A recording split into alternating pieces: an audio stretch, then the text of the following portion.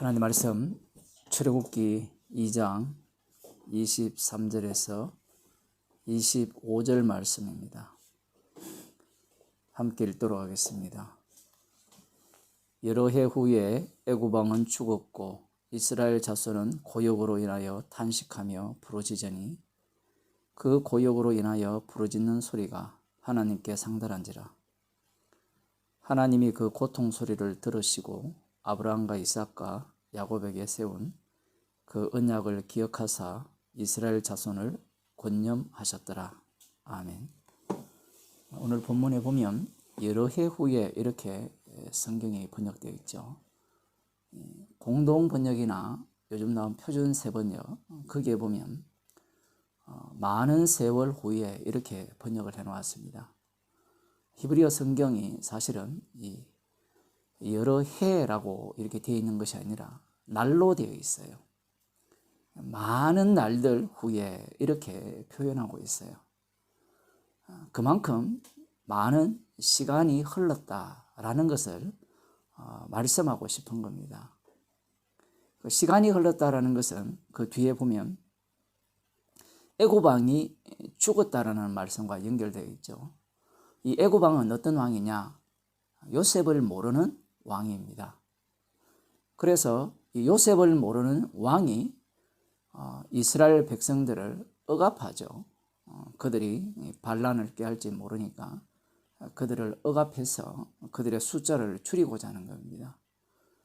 여러 가지 수단을 강구했지만 그것이 번번이 실패로 돌아갔고 그 가운데 태어난 사람이 모세였습니다. 모세가 이제 자기 백성을 돌아보려고 마음이 생겼고 그 상황 속에서 이제 애굽 사람을 죽이는 일이 발생했고 이스라엘 자손들은 그 모세를 그들의 재판관이나 심판자로 구원자로 인정하지 않았고 그 애굽 사람을 죽인 사실이 바로에게 알려지게 되었고 바로 왕은 그 모세를 죽이려고 했죠. 그 모세를 죽이려고 했던 이 애굽 왕이 죽었다라는 사실입니다. 지금 벌써 거의 40년의 세월이 흐른 겁니다. 이 요셉을 모르는 왕의 등장은 벌써 총 합치면 거의 80년의 세월을 이렇게 지나갔다라고 볼 수 있습니다. 그 기간 동안 이스라엘 자손들은 많은 학대를 받았고 그런 와중에 지금 그 요셉을 모르는 왕이 죽었다라는 거예요. 그러면 그 다음 왕이 왕위에 올랐는데 그 다음 사람이 왕위에 올랐다면 이 학대 상태가 뭔가 개선이 된다든가 괜찮아져야 할 것을 우리가 기대하게 되는데 오히려 이스라엘 자손들의 고역은 더 심해졌고 그 고역으로 인하여서 그들에게서 나오는 것은 탄식 소리뿐이라는 겁니다.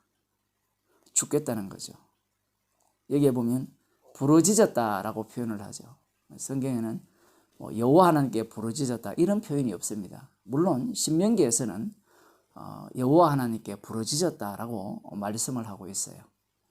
그러나 지금 여기에서나 그 다음 이 3장에 나오는 7절이나 9절에 보면 이 이스라엘 자손들이 여호와 하나님께 부르짖었다라는 말씀은 하지 않습니다.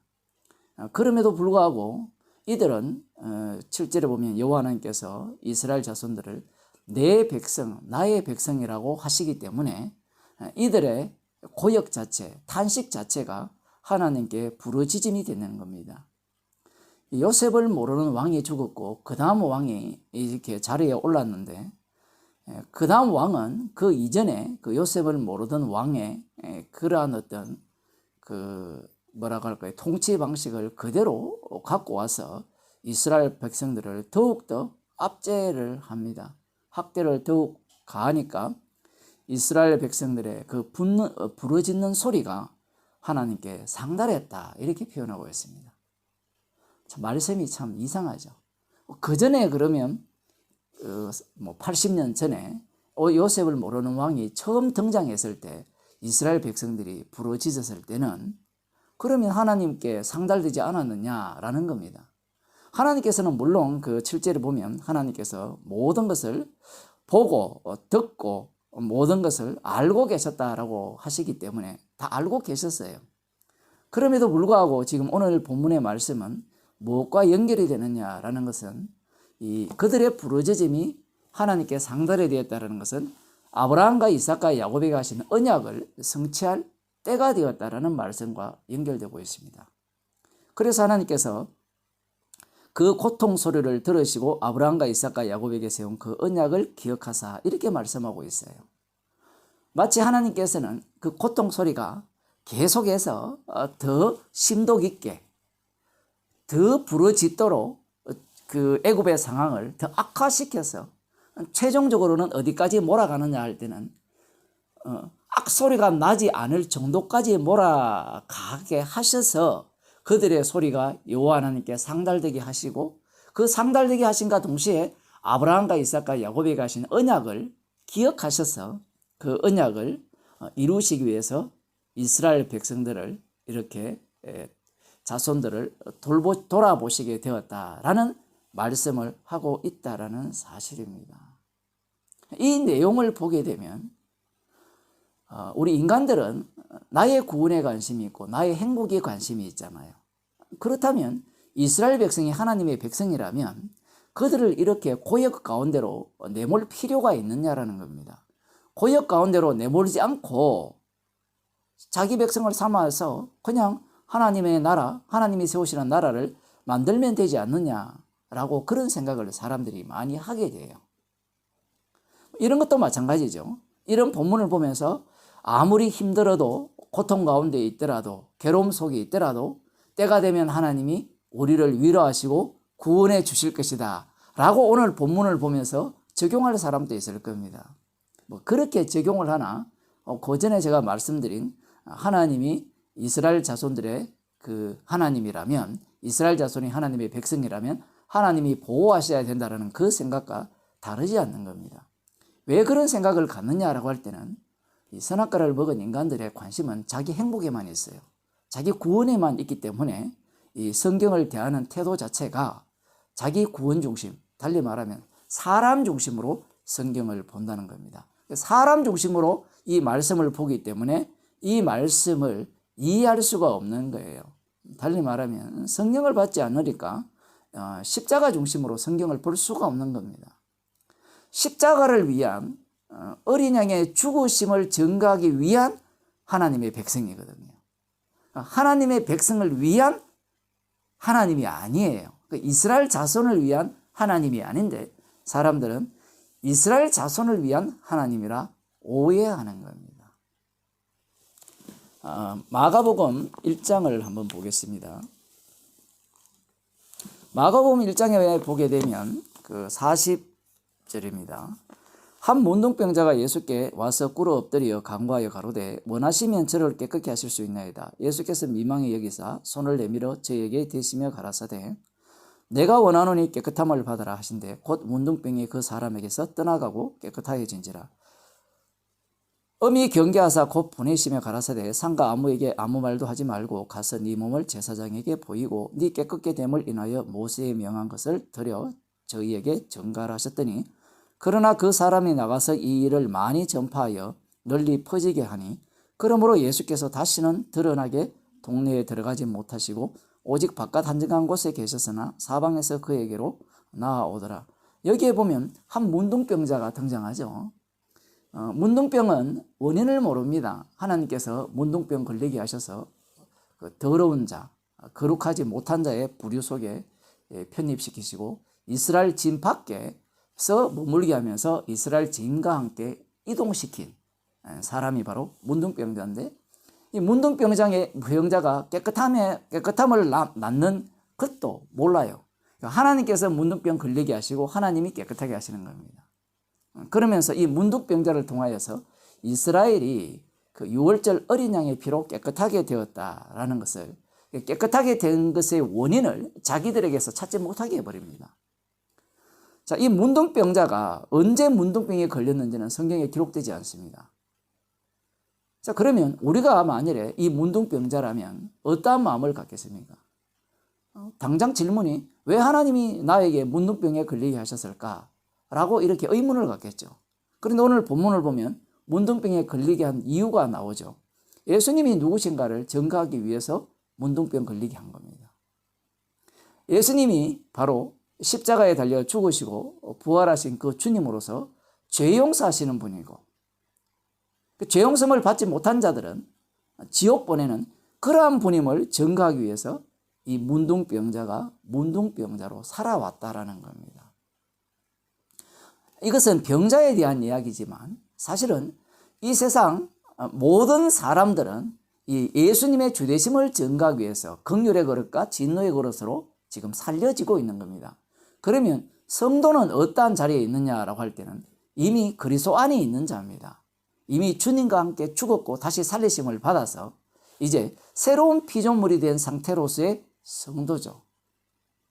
그러하다면 사람들은 어떤 또 생각을 갖게 되느냐라고 할 때는 예수 안에서 우리가 새로운 피조물이 되었기 때문에 우리의 삶의 형편이나 우리의 삶의 조건들이 살만하도록 하나님께서 인도하실 것이라 그렇게 생각을 하는 겁니다.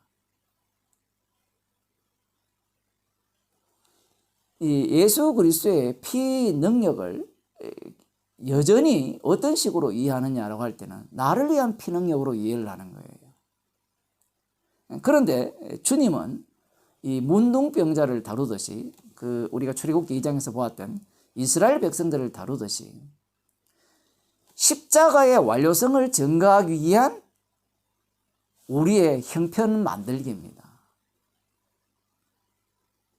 어떤 분이 저에게 이런 질문을 했어요. 왜 장애인을 하나님이 만드셔서 이 불공평한 세상에서 살게 하셨느냐. 질문을 그렇게 합니다. 제가 중국에 이쪽에 처음 왔을 때 어떤 분이 저에게 질문했어요. 태어나자마자 2달 된 애가 죽었는데 그건 어떻게 봐야 됩니까? 질문하는 의도가 뭐예요? 불쌍하다는 겁니다. 불쌍하다는 말은 자기는 불쌍하지 않다는 거죠.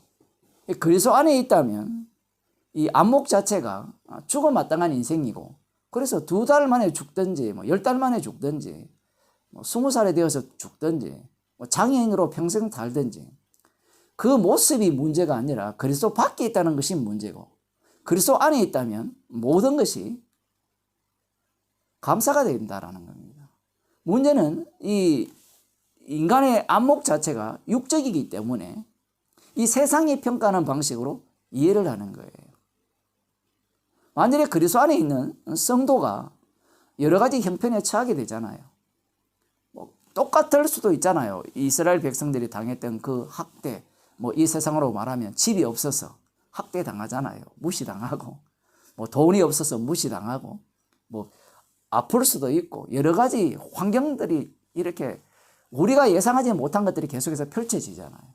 왜 그런 상황을 주님께서 펼치시는가라고 할 때는,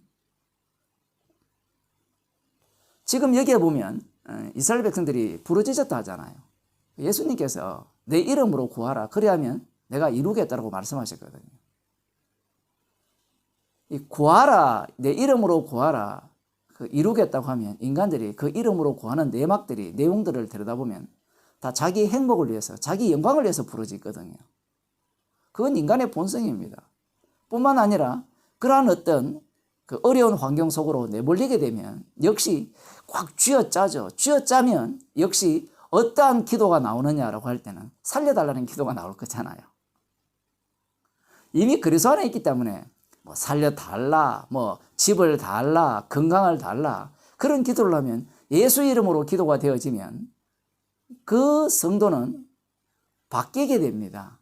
무엇을 보게 되느냐라고 할 때는 자기의 악마성을 보게 되면서 십자가가 눈앞에 밝게 보이는 그러한 응답을 받게 되죠. 이미 성도의 기도는 정답이 이렇게 정해져 있습니다. 성도의 기도는 예수님의 기도의 복제품이기 때문에 예수님께서 십자가에 달려 죽기를 기도하셨듯이 성도의 기도도 거기에 합류하게 됩니다. 성도가 기도할 때 주님이 뭘 주신다고 하셨습니까? 성령을 주신다고 하셨죠. 성령을 주시면 성도는 주님의 증인, 십자가의 증인으로 살려지게 되는 겁니다.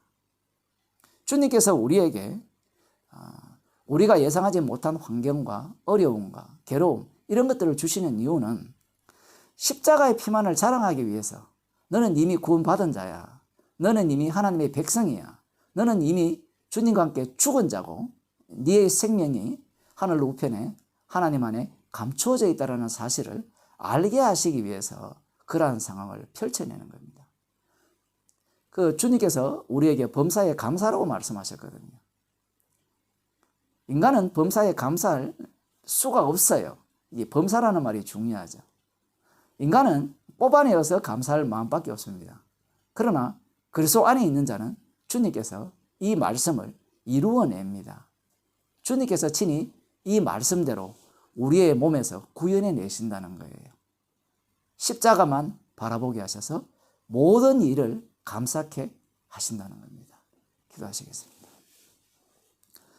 하나님 아버지, 십자가의 완료성을 증거하기 위해서 우리의 인생을 힘들게도 살게 하시고 외롭게도 살게 하시고 또 무시받게도 하시고 여러 형편들 속으로 우리를 내몰아 주셔서 십자가 피 외에는 자랑할 것이 없는 그러한 인생으로 우리를 늘 만들어 주심을 감사드립니다. 이미 그리스도 안에 있기에 우리가 어떤 형편에 처하든 십자가로 인하여 감사하는 인생으로 인도하심을 저희들이 늘 목격하며 사는 주의 백성이 되게 하옵소서. 예수님 이름으로 기도드리옵나이다. 아멘.